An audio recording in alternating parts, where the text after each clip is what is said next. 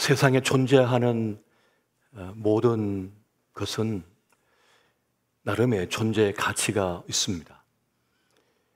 그것이 크게 보이든 작게 보이든 또 강해 보이든 약해 보이든 상관이 없이 작은 풀 하나조차도 사실은 잡초가 아니라 나름의 가치와 의미를 가지고 있는 특별한 존재인 것입니다. 하나님께서는 우리에게 이 천지를 창조하셔서 기쁨의 선물로 우리에게 주신 것입니다. 근데 우리는 그것을, 그 가치를 깨닫지 못하고 함부로 잡초라고, 함부로 아무개라고 그렇게 재단을 하고 평가하고 살고 있는지는 모르겠습니다. 그 존재에 합당한 가치를 매기고 의미를 부여할 때라야 우리는 제대로 된 삶을 살 수 있겠습니다. 그 존재에 합당한 태도를 가져야 하는 것입니다. 그렇게 어떠한 생의 조건 속에 있다 할지라도 붙들어야 할 그 생의 가치를 견고히 하고 있는 그 사람은 어떤 위기 속에서도 흔들리지 않고 자신을 지켜낼 수 있을 것입니다. 지금 우리나라는 한 치 앞도 내다볼 수 없는 혼돈 그 자체에 빠져 있습니다. 그렇지만 하나님의 사람들은 그럼에도 불구하고 하나님의 구원하심이 우리에게 있음을 믿어야 합니다. 그 믿음을 가지고 나아가는 사람이 그리스도 예수의 사람인 것입니다. 그렇게 구원의 하나님에 대하여 가져야 할 우리의 가치 있는 태도는 하나님을 향한 크고 놀라운 믿음인 것을 여러분 명심하시기 바랍니다. 우리 모두는 그렇게 하나님에 대하여 크고 놀라운 믿음의 사람이 될 수 있어야 하겠습니다. 우리가 부르는 가스펠송 중에 세상 흔들리고라고 하는 노래가 있습니다. 세상 흔들리고 사람들은 변화해도 나는 주를 섬기리. 주님의 사랑은 영원히 변하지 않네. 나는 주를 신뢰해. 오직 믿음으로 내가 살리라. 오직 믿음으로 내가 살리라. 이 가스펠송의 그 가사처럼 오늘 우리는 믿음의 신실한 걸음을 걸을 수 있어야 하겠습니다. 살면서 늘 느끼는 것이지만은 세상의 현실은 그리 쉬운 것이 아닌 것 같습니다. 단순한 것은 아닌 것 같습니다. 누구도 자기의 인생의 전모를 모르기 때문에 그러합니다. 강해 보여도 또 지식이 높아 보여도 또 가진 것이 많아 보여도 자기 운명을 자신이 확신할 수 없는 것입니다. 미래는 예측할 수 없는 것입니다. 전도서 9장 11절부터 12절까지의 말씀을 보면 이렇습니다. 내가 다시 해 아래에서 보니 빠른 경주자들이라고 선착하는 것이 아니며 용사들이라고 전쟁에 승리하는 것이 아니며 지혜자들이라고 음식물을 얻는 것도 아니며 명철자들이라고 재물을 얻는 것도 아니며 지식인들이라고 은총을 입는 것이 아니니 이런 시기와 기회는 그들 모두에게 임함이니라. 분명히 사람은 자기의 시기도 알지 못하나니 물고기들이 재난의 그물에 걸리고 새들이 올무에 걸림같이 인생들도 재앙의 날이 그들에게 혼련이 임하면 거기에 걸리느니라. 누구도 자기의 삶을 예측할 수 없고 장담할 수 없다는 말씀을 하고 있는 것입니다. 자신의 시기가, 자신의 시간이 얼마 남았는지도 사실 모른다는 것입니다. 아무리 하늘을 자유롭게 날아가는 그 새라 할지라도 저 깊은 바닷속을 마음껏 헤엄쳐 다니는 물고기라 할지라도 그 새들이 올무에 걸림과 같이 그 물고기들이 그물에 걸림같이 갑작스럽게 그 삶이 그냥 끝날 수 있다는 것을 말씀하고 있는 것입니다. 우리는 하나님의 하신 일을 다 알지 못합니다. 하나님의 지혜는 너무 깊고 높으셔서 크셔서 우리가 다 알 길이 없는 것입니다. 그럼에도 불구하고 우리가 하나님을 신뢰할 수 있는 이유는 하나님께서는 우리를 사랑하시고 아끼시며 우리를 구원하시는 하나님이시라는 것입니다. 그것 때문에 우리는 하나님을 신뢰할 수 있고 내 인생의 여정을, 운명을 주님 앞에 맡길 수가 있는 것입니다. 그런데 그럼에도 불구하고 하나님이라 할지라도 손대지 말았으면 하는 것이 있습니다. 그것은 바로 자녀의 문제입니다. 다른 것은 다 손을 대셔도 내 자녀만큼은 손대지 말았으면 하는 것이 있습니다. 그런 마음이 있는 겁니다. 자녀의 문제 앞에서는 누구도 자유로울 사람이 없습니다. 자기 목숨보다 더 소중한 것이 내 자녀이기 때문에 그러한 것입니다. 그런데 하나님께서 아브라함에게 100세 낳은 아들 이삭을 바치라라고 말씀합니다. 번제물로 바치라고 말씀합니다. 나이 들어 어린 아들을 얻었습니다. 그 아이가 태어나서 얼마나 감격스러웠는지, 그 아이가 옹알이를 하다가 어느 사이 엄마, 아빠하고 이제는 2달에 걷겠다고 뒤뚱뒤뚱 걷고, 퇴근해서 들어오면 그 내복 입은 채로 말이죠, 쫓아나와가지고 안기고 볼을 비비고 뽀뽀를 하고, 자고 있으면 엉엉엉엉 기어와가지고 배 위에 올라와가지고 버둥거리고, 누구보다 열광적으로 나를 좋아해주고 또 사랑해주고 그 사랑을 요구하는 그 아기, 그 아이를 키워냈는데 그 독자 이삭을 바치라는 겁니다. 바치라. 아브라함의 장막에서 모리아 산까지는 사흘 길이에요. 가는 도중에 얼마든지 마음을 바꿀 수 있지만은 아브라함은 묵묵히 거기를 걸어갑니다. 모리아산 꼭대기에 오르고 그곳에서 이삭을 번제로 바치려고 합니다. 이 말씀을 묵상을 한 주간 동안 계속하면서 이삭을 바치라는 그 말씀을 묵상하면서 이것은 정말 다른 차원의 믿음이다라는 생각을, 요구다라고 하는 생각을 가지게 되었습니다. 그러면서 제 아들을 군대에 보낼 때가 생각이 났습니다. 이 코로나19가 한창이던 시절에 긍긍하던 사람들도 팍팍 쓰러지는 그때에 될 수 있는 사람을 만나지 말아야 되는데 그 집단 생활을 하는 군대에 자식을 보낼 때 그 마음이 참 쉽지가 않았습니다. 그렇지만은 나라를 위해서 그 책임을 다해야 되기 때문에 그 아들을 뒤에 태우고 이제 훈련소 앞에 들어갔습니다. 그런데 코로나 시국 때문인지 모르지만 그 앞에 다다르자마자 문을 열면서 아들만 내리고 그냥 가세요라고 하는 거예요. 보통은 내려서 같이 손도 붙잡고 끌어안고 작별 인사도 하고 기도도 해주고 뭐 이렇게 보내줘야 되는데 그냥 내리면 끝인 거예요, 이제. 그래서 잠깐만요 하고 이제 거기서 붙잡고 기도를 해줘. 잠깐 기도를 해주고 이제 내려줬습니다. 그렇게 이제 차를 몰고 오는데 아내가 옆에서 훌쩍거리며 울고 있고 제 마음속에 차를 확 돌려가서 그렇게 말하고 싶었어요. 내가 대신 군대 생활할 거니까 내 아들은 돌려주세요. 내가 다시 군대 가서 군복무 할 거니까 내 아들만큼은 돌려주세요. 왜 내 아들을 요구합니까? 하는 마음이 여기서 막 나가고 있더라고요. 제가 평생 군에 있었지 않나요? 공군 소령으로 있었지 않습니까?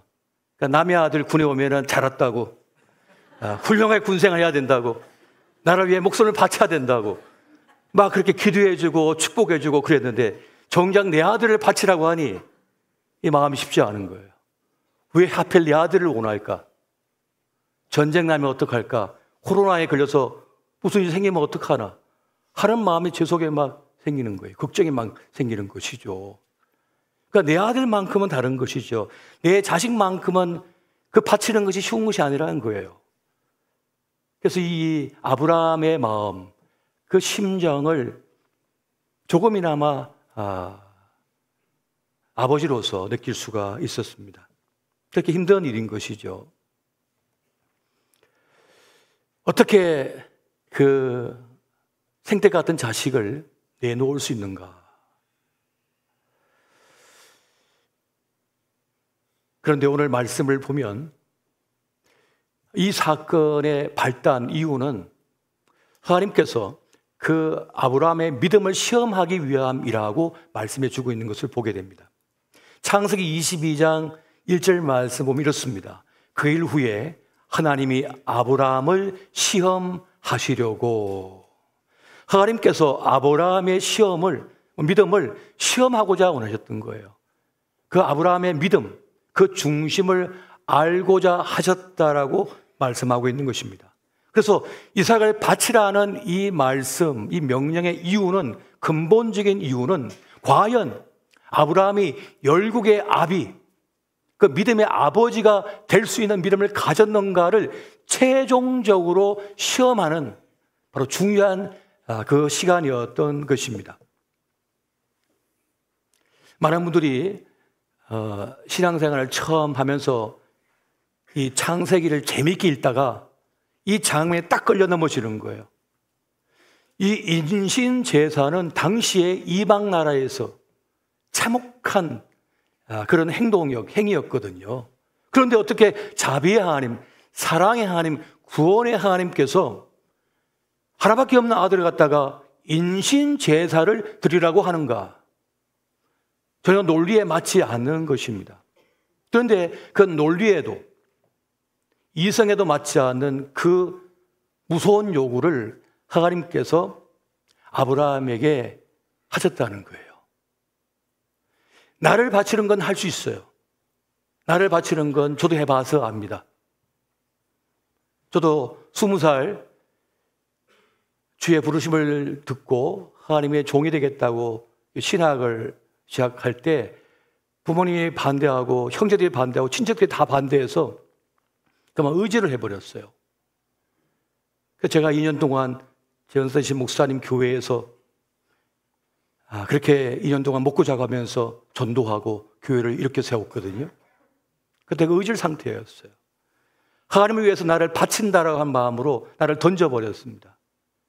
그 이후에 이제 관계가 다시 이어진 거죠. 그런데 나는 바칠 수 있겠는데 자식을 바치는 것은 자기 목숨보다 더 큰 일입니다. 차라리 나는 죽을 수 있는데 내 자식만큼은 안 돼요라고 하는 것이 부모의 마음 아닙니까?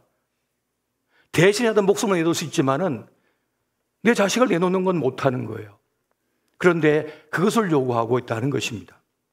그러니까 목숨보다 더 중요한 것을 하나님 앞에 내놓을 수 있느냐라고 하는 믿음의 차원을 지금 요구하고 있는 겁니다. 그러니까 이것은 매우 큰 믿음 위에 믿음 다음에 믿음을 요구하는 그런 것을 요구하고 있는 것입니다. 그렇게 하신 이유는 바로 열국의 아비, 믿음의 아버지가 될 수 있겠는가라고 하는 그 시험 때문이었습니다. 여러분, 무엇이든지 그 가치를 알기 위해서는 그에 합당한 평가, 검증을 거쳐야만 됩니다. 그 직과 역할에 걸맞는 능력을 갖추었는지를 검증할 필요가 있는 거예요. 여러분, 검증 안 된 의사에게 여러분 머리를 맡길 수 있습니까? 검증 안 된 의사에게 여러분 심장 수술을 맡길 수 있습니까? 검증되지 않은 복 요리사에게 여러분 그 요리 해온 것을 먹을 수 있습니까? 지나가는 아무 남자에게 금지 오교 키운 딸을 맡길 수 있습니까? 아무나 그냥 가져가세요. 할 수 있어요? 검증하고 또 검증하고 알아본 다음에야 딸을 맡길 수 있는 거죠. 중요한 순간에 하는 말, 선택을 보면 그 책임감 있는 모습을 보면 그 사람이 어떤 사람인지를 알 수가 있는 것입니다. 성경을 보면 왜 다윗인가 하는 물음에 답이 되는 이야기들이 펼쳐지고 있습니다. 왜 하필 베드로인가? 왜 하필 바울인가? 라고 하는 질문에 답이 되어지는 사건들이 기록되어 있는 것을 보게 됩니다. 다윗이 그만한 인물인가 하는 것을 물어볼 때에 그 여러 가지 이야기들 속에 골리앗과의 사건이 있습니다. 이스라엘 모든 군대가 그 골리앗이 나서서 너희 중에 한 사람과 우리 싸움을 벌여서 이 전쟁의 승패를 결정짓자 할 때 아무도 나서지 못했습니다. 골리앗은 여호와의 이름을 조롱하고 모독했습니다. 이스라엘 군대, 하나님의 군대의 이름을 모독했습니다. 그러나 아무도 나서질 못했어요. 그런데 10대 소년인 다윗이 물맷돌을 들고 뛰쳐나갔습니다. 사무엘상 17장 45절 보면 다윗이 블레셋 사람에게 이르되 너는 칼과 창과 단창으로 내게 나오거니와 나는 만군의 여호와 이름 곧 네가 모욕하는 이스라엘 군대 하나님의 이름으로 내게 나아가노라 하면서 나아갔습니다. 이 용감함, 이 대범함, 초계같이 자기 목숨을 버릴 수 있는 이 사람의 결기, 이것을 통해서 다윗이 어떤 사람인가가 드러납니다. 그리고 자기 장인이면서 이스라엘 왕인 사울 왕이 자신을 죽이고자 군대를 동원하여 끝까지 쫓아다녔지만 두 번이나 그의 목숨을 빼앗을 수 있는 절호의 기회를 맞았지만 다윗은 손을 대지 않습니다. 하나님께 맡길 뿐인 거예요. 그의 댐댐이, 그가 어떤 사람인지가 검증되고 있는 장면을 보게 됩니다. 사람은 모두 존귀합니다. 존귀합니다. 하지만 다 같지는 않습니다. 각각의 쓸모가 있습니다. 그 속에 깊이 잠재되어 있는 가능성이 있는 거예요. 특별함이 있는 거예요. 하나님께서는 그것을 보시고 그를 시험하고 단련하여 그 속에 있는 것을 끄집어내실 때가 많습니다. 불시험을 통해서 거기에 있는 불순물을 제거하시고 순금과 같은 믿음의 사람을 만들어 가고자 하십니다. 욥기 23장 10절 말씀 보면은 말씀이 있습니다. 그러나 내가 가는 길을 그가 아시나니 그가 나를 단련하신 후에는 내가 순금같이 되어 나오리라. 보십시오. 내가 가는 길을 나는 모르는데, 부모도 모르는데, 누구도 모르는데 오직 하나님만이 아신대요. 하나님만이 우리의 인생길을 아신다고 말씀합니다. 그리고 그 하나님께 우리를 단련하신대요. 불같은 시험을 통하여 단련하신답니다. 그래서 순금같이 되어 나오기를 원한다고 말씀하고 있는 겁니다. 예루살렘 성전의 주재료, 그 건축의 주재료는 레바논의 백향목이었습니다. 백향목은 지금도 그 레바논 고산지대에서 지금 자라고 있는데요. 가장 귀한 목재요. 가장 비싼 목재라고 불리고 있습니다. 1년에 1cm밖에 자라지 않는다고 합니다. 200년은 걸려야지 제대로 쓸만한 목재가 된다고 그래요. 이 백향목은 고산지대 속에서 더 고산지대, 해발 1500 이상 2000m에서 자라는 가운데 그 혹독한 환경 속에서 자라게 됩니다.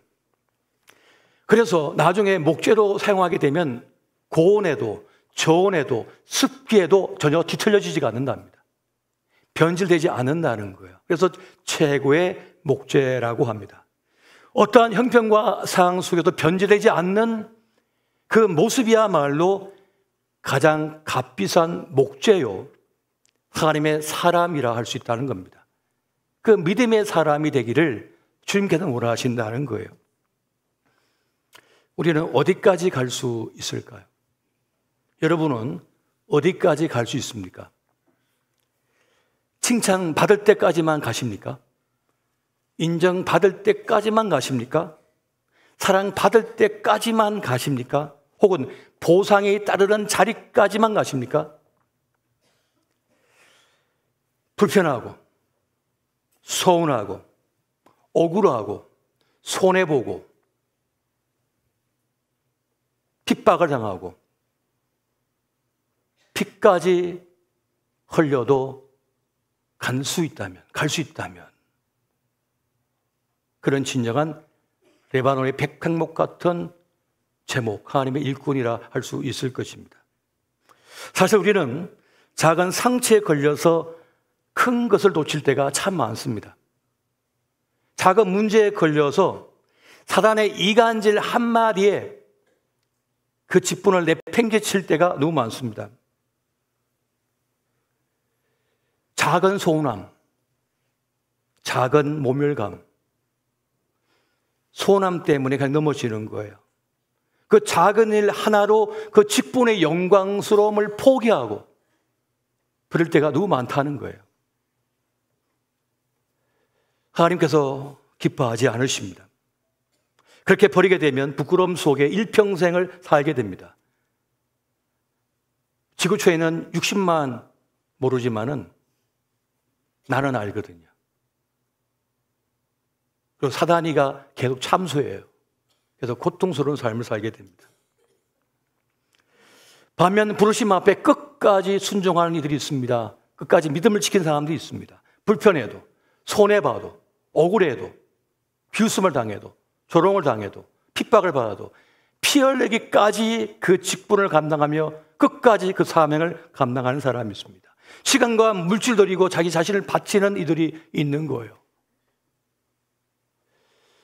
그 단계까지 나가게 하기 위하여 하나님께서는 우리를 시험하시고 단련하십니다. 그래서 베드로가 될 수 있었던 거예요. 바울이 될 수가 있었던 것입니다. 여러분, 베드로는 3번이나 주님을 부인하고 도망간 사람이었습니다. 근데 그가 얼마나 위대한 초대교회의 초석을 놓는 전도자가 되었습니까? 바울은 십자가의 대적자였잖아요. 근데 그가 다메섹 도상에서 주님을 만나고 나서 완전히 회심하여 주님의 십자가 복음을 위하여 자기 일평생을 바쳐서 순교의 자리까지 나아갔습니다. 실수하고 넘어지고 쓰러졌지만은 다시 회복하여 돌아와서 하나님의 위대한 역사를 이뤄냈던 거예요. 그 연단과 시험 속에서 뭡니까? 순금과 같은 믿음과 신앙이 되어 주님 앞에 섰던 것입니다. 오늘 저와 여러분이 어떤 시련과 실패, 연단, 어려움 속에 있다 할지라도 기웃고 다시 일어서서 순금과 같은 믿음의 사람 되시기를 예수 이름으로 축원드립니다. 지금 시험 당하여 쓰러졌던지 넘어졌던지 부서졌던지 다시 회복하시기 바랍니다. 다시 십자가 앞에 서십시오. 그리하여 진정한 하나님의 사명자로 거듭나시기를 예수 이름으로 축원드립니다. 여러분, 큰 뜻을 위해 자신을 희생한 사람은 큰 사람입니다. 그럼 매우 놀라운 사람입니다. 시간이 거듭되어질수록 연단과 시험과 불시험을 통해서 흔들리면서도 걷는 그 믿음의 길을 통하여 견고한 신앙의 자리에 서는 것, 믿음의 사람이 되면은 그는 주님께 주시는 그 무거운 직분도 감당하는 주님의 사람이 될 수가 있는 것입니다. 그리고 그들을 통하여 하나님의 위대한 역사는 이루어지고 펼쳐지게 되는 것이에요.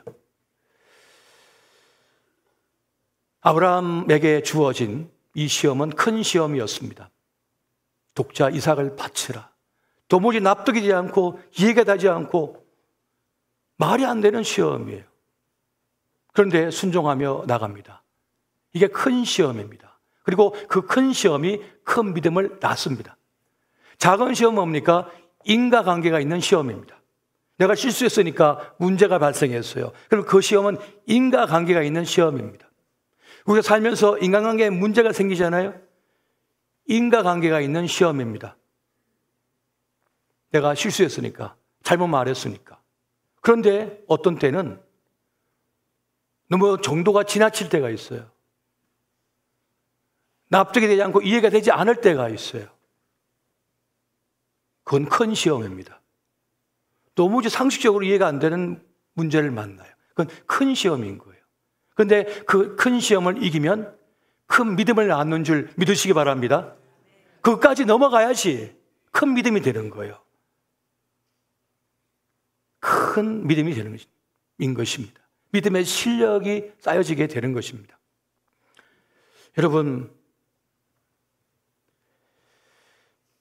아브라함은 100세에 낳은 아들을 100세가 훌쩍 넘은 이후에 이 시험을 받았습니다. 믿음의 연단을 받았습니다. 지금 아브라함보다 나이 많은 사람 손 들어보세요. 난 이미 뭐 다 배웠는데 뭐 난 다 알아. 난 다 컸어 이제. 아브라함 앞에 가서 한번 얘기해 보십시오. 지금도 우리는 믿음의 연단을, 믿음의 시험을 겪고 있는 것입니다. 차고 넘치며 흔들림 없는 믿음의 사람으로 훈련받고 나아가는 과정 속에 있는 거예요. 그래서 오늘 우리는 우리에게 닥친 여러 가지 어려움들을 바라볼 때 영적인 눈으로 바라볼 수가 있는 것입니다. 아브라함은 큰 시험을 통해 큰 믿음을 갖게 되었습니다. 아브라함은 그 모리아 산에서 이제 이삭을 번제에 드리고자 할 때 하나님의 음성을 듣습니다. 아브라함아, 멈춰라, 멈춰라. 눈을 들어 보라. 앞을 보니까 순양이 수풀에 걸려 있는 거예요.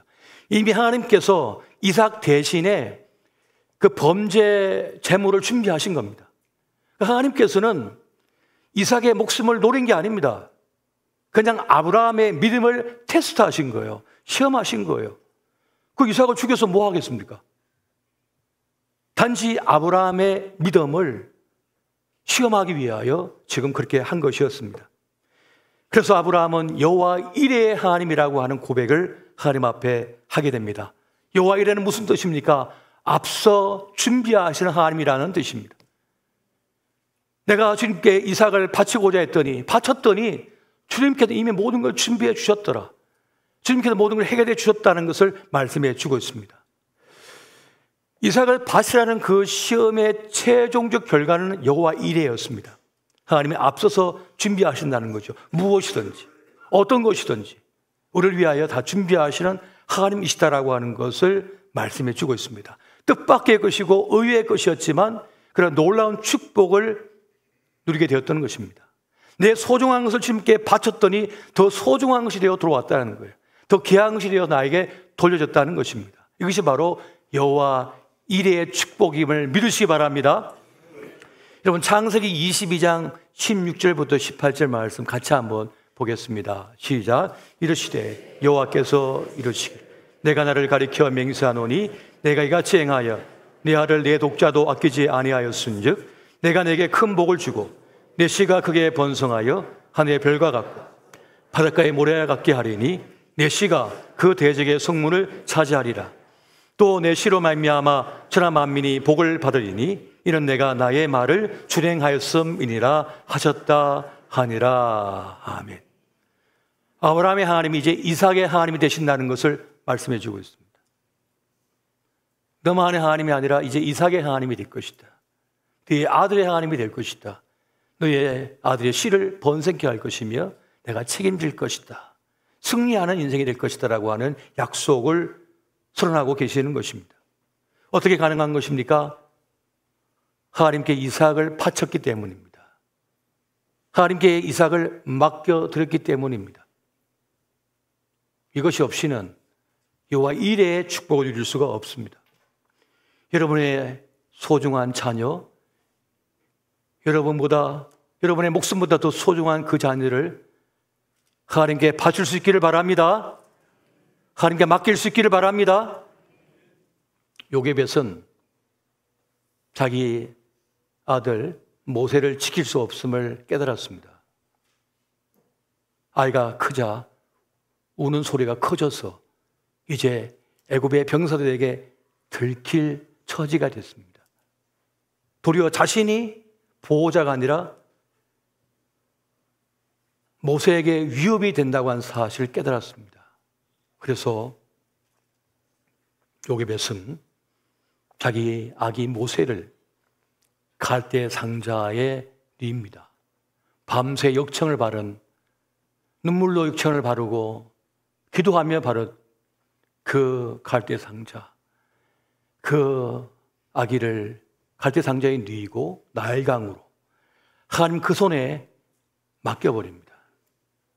바쳐버립니다.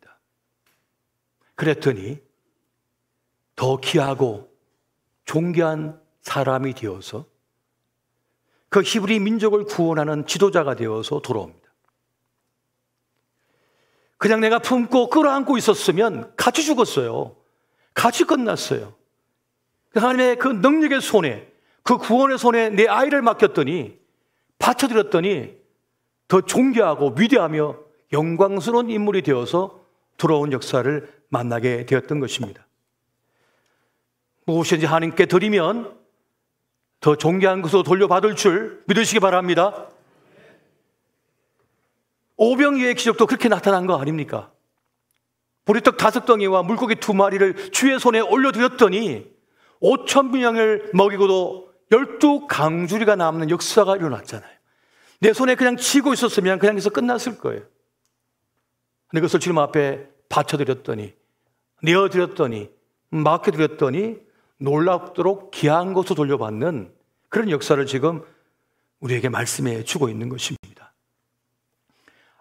아합을 피해서 그리 시내가에 숨어있던 엘리야에게 하나님의 명령이 전달됩니다. 시돈으로 가라. 시돈은 이세벨의 고향입니다. 적지에 들어가라는 거예요. 그런데 하필이면 사르밧 가부 집에 들어가라는 거예요.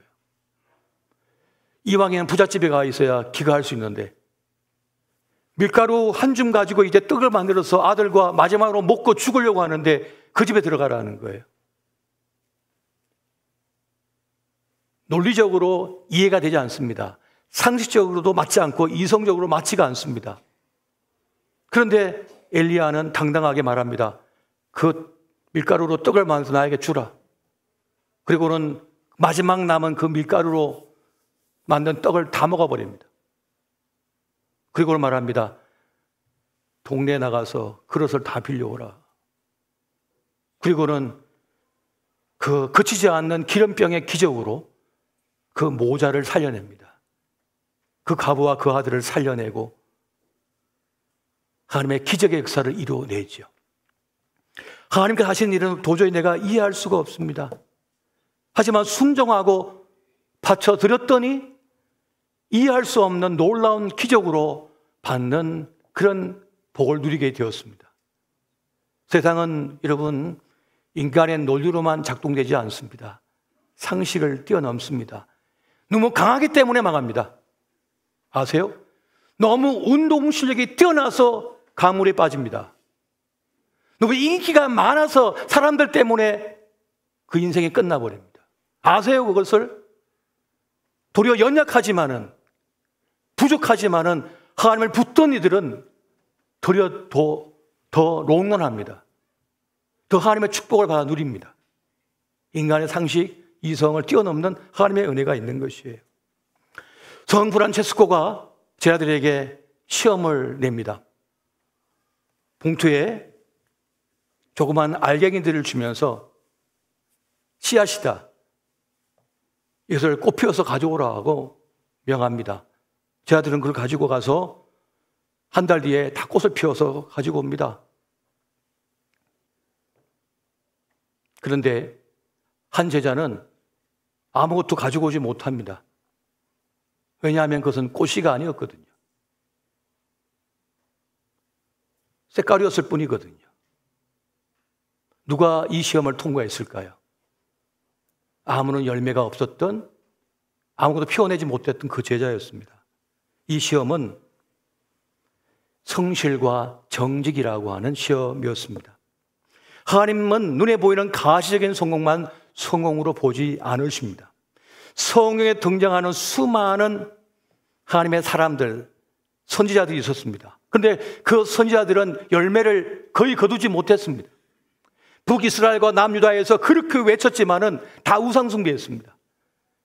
기족들은, 힘 있는 자들은 힘 없는 자들이 다 압제했습니다. 결국 북이스라엘 멸망하여 끌려가고 남유다 멸망하여 다 끌려갔습니다. 그러면 이 선지자들은 실패했습니까?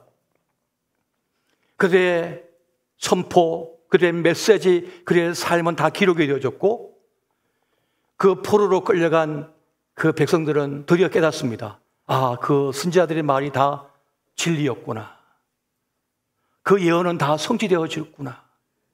우리도 지금 그 성경을 읽고 있잖아요. 가지적인 성공만 성공이 아니라는 것입니다. 아무것도 거둔 것이 없지만은 열매가 없어 보여도 세상에 몰라주어도 사람들이 인정해 주지 않고 바보처럼 여겨도 그 부르심의 길을 쫓아서 묵묵히 그 길을 걷는 그 사람이 진정한 사명자여 성공한 인생을 산 것이었습니다. 여러분, 우리 시대에 하나님의 말씀을 붙들고 정직히 살고자 애쓰며 성실히 살고자 애쓰며 남을 험담하지 않으며 바른 길을 가고자 하면 인기가 없을 수 있습니다. 큰 부를 소유하지 못할 수도 있습니다. 큰 성공을, 세상적인 성공을 거두지 못할 수도 있습니다. 그 진짜 성공은 누구일까요? 누가 진짜 그 믿음의 시험을 통과한 사람입니까?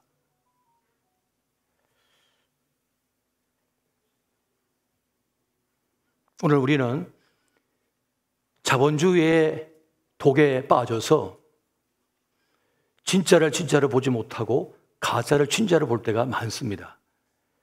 무엇이 진짜 성공인지 깨닫지 못하고 무엇이 진정한 믿음의 삶인지 깨닫지 못한 채 살 때가 많습니다. 여러분, 하나님을 믿는다고 하는 말은 그 말씀이 참이라고 믿는 것을 뛰어넘는 것을 말하는 것입니다. 라틴어로 나를 믿는다고 하는 이 말은 크레도라고 하는 말을 쓰는데 그 속뜻은 나의 심장을 드린다는 뜻입니다. 나의 목숨을 드린다는 그 뜻이 되는 거예요. 그러니까 감정적으로 느낌으로 믿는다 이게 아니라 내 몸을 바치는 겁니다. 내 생애를 바치는 겁니다. 내 시간을, 물질을 바치는 거예요. 자기의 존재를 바치는 것이 나를 믿는다라고 하는 말의 뜻인 거예요. 그 진짜 믿는다고 하는 말입니다. 그렇다면 우리는 누구에게 심장을 바치며 지금 살아가고 있습니까? 내 전 존재를 바치며 살고 있습니까? 여러분, 다 이해하고 믿는 것은 큰 믿음이 아닙니다. 내가 이해하니까 믿어. 논리적으로 이해가 가네? 그래, 난 믿어라고 하는 것은 자기의 판단을 믿는 거죠. 하나님을 진짜 믿는다는 말은 논리적으로 이성으로 납득이 되지 않아도 나를 맡겨드리는 거예요. 나를 바쳐드리는 거예요. 그게 진짜 믿음이라고 하는 거예요. 그리고 그 믿음이라야 하나님의 역사를 만들어내는 일이 될 수 있는 것입니다. 저희 신앙의 저희 선배님들이 처음 교회를 시작할 때 그런 얘기를 해주셔요. 제가 처음 우리 신학교 기숙사 갔을 때 한 선배님이 그러시는 거예요. 그 옆에, 신학교 옆에 큰 교회를 담임하신 목사님이 그러십니다. 내가 말이지 여기 교회 처음 세울 때 이건 다 논바닥이고 다 그랬는데 움막 짓고 가마떼기 깔고 덮고 그렇게 시작했지. 젊디 젊은 꽃다운 아내와 함께 움막을 짓고 거기다가 가만히 떼기로 깔고 한 장 덮고 그렇게 신혼방을 시작했어. 그리고 낮에는 복음을 전하고 다녔어. 그것이 천막이 되고 그것이 이제 나무집이 되고 나중에 지금 이렇게 벽돌로 지은 집이 교회가 되었지. 이것이 어떻게 가능합니까? 오직 주님께 주신 비전을 가지고 무모하지만은 그 복음 전하며 나아갔기 때문에 복음의 역사가 일어난 거 아닙니까? 이것이 믿음인 거예요. 여러분, 저는 오늘 우리의 믿음이 너무나 부실해졌다고 믿습니다. 너무나 초라해졌다고 믿습니다. 조금만 싫은 소리 하면, 조금만 상처받았다고 하면, 조금만 마음이 상하면, 조금만 서운하면 그냥 가루가 돼버려요. 사단이가 톡 건드리면 바로록 다 무너져 버려요. 100층짜리 건물이 사단이가 와서 톡 건드리면 우르르 무너져요. 안우 집사가 사단이가 와서 톡 건드리면 우르르 무너져요. 권사님이. 이게 말이 됩니까? 총칼로 찌르고 포탄이 터져도 기도의 자리에 나가고 예배하리라 하며 나가야죠. 누가 뭐라고 하든 상관이 없이 나는 예배하리라, 나는 기도하리라, 나는 십자가 붙들리라 하면서 나가야죠. 그래야만 교회가 살 수 있는 것이고 복음이 사는 것이고 그래야지 세상 사람들이 감동을 받는 거죠. 도대체 그 사람은 누구야? 물음표를 가지고 볼 거 아닙니까? 우리를 보면서. 저들은 과연 누구길래 저렇게 살지? 그 이유는 뭘까? 오늘 우리가 살펴본 아브라함의 믿음은 전적으로 하나님께 내 인생의 의미와 가치를 목숨까지 바치는 그런 믿음이었습니다. 자신과 이삭의 운명을, 목숨을, 미래를 다 주님 앞에 맡기는 것이었어요. 그랬더니 더 귀하고 존귀한 것으로 돌아왔습니다. 그리고 미래가 약속이 되어졌습니다. 오늘 저와 여러분이 어떠한 형편과 상황 속에 있든지 하나님 향한 믿음을 가지고 굳건히 일어서서 용감하게 여러분 생의 길을 걸어가시기를 예수 이름으로 축원드립니다.